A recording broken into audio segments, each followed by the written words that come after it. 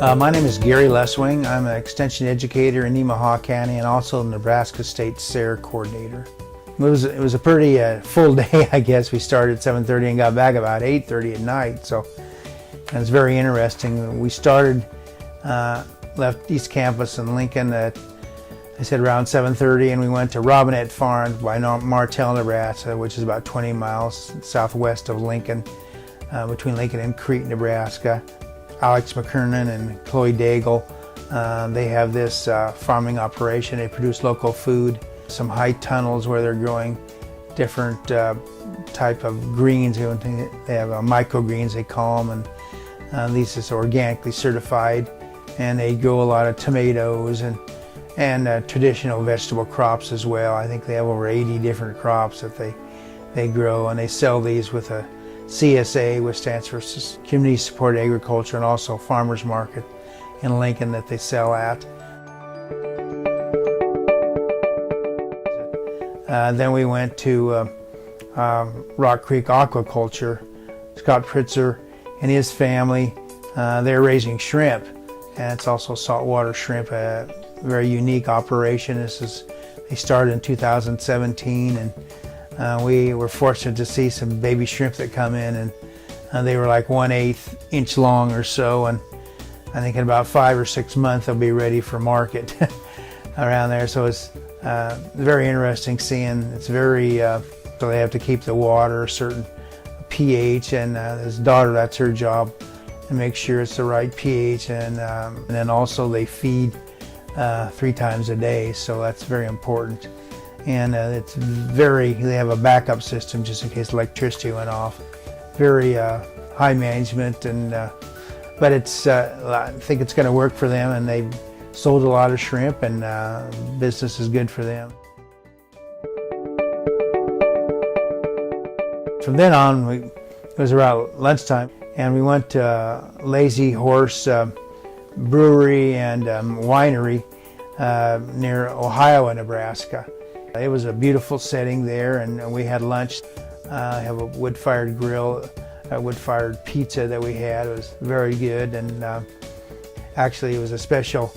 They aren't usually open at this time, but they made their stops available for us, so they're getting known more and more. And that. Then after lunch, we went to SARE Ag and Natural Resources, which is a unique operation where they're trying to develop a sawmill. Kim and Gerald, Kim actually has a degree in forestry and has been a forester. She's certified for several years, and what they want to do is collect a lot of lumber and don't let lumber go to waste, and you have a portable sawmill there, and they'll be able to saw it up and make kind of a lumber yard that people can use that to use in their home. They're thinking about getting a kiln and drying it. And one thing they're interested in, they received a grant from the Forestry, Nebraska Forest Service, to produce biochar. And biochar is just kind of charcoal from burning wood, and but mixed with like manure and other and compost. It's a valuable nutrient to be put on the soil and actually help us. Being research done with it, but they want to do some more and maybe produce biochar in their operation. So we spent some time there.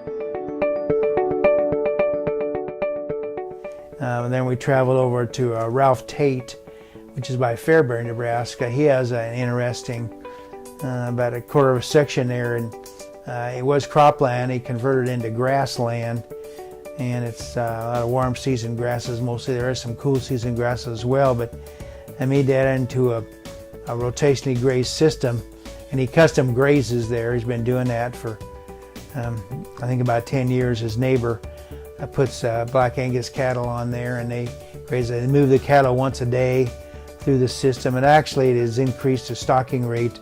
It's about 1 cow for 2.5 acres or so, while most of the people in there, it takes 1 cow for 5 acres. The cattle are very docile, and they have a better feed, and they actually help improving the soil by having this higher stocking rate.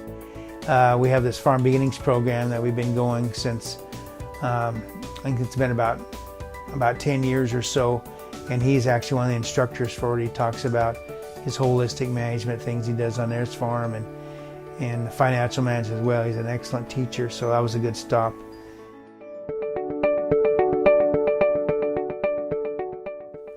And our final stop of the day was at Broken Arrow Farm near Filling, Nebraska. This was Riley Rinke, and yes, this is the Rinke irrigation system. His grandfather started a company, a Rinke irrigation, and he as a young man and has a farm. He's going toward organic. It isn't organic, but he uses organic practices. Sells vegetables, a lot of them at farmers markets, and I think he may have a small CSA as well, but several different kinds of vegetables. And he has equipment that he walk-behind equipment that he uses, and it's irrigated land that he uses.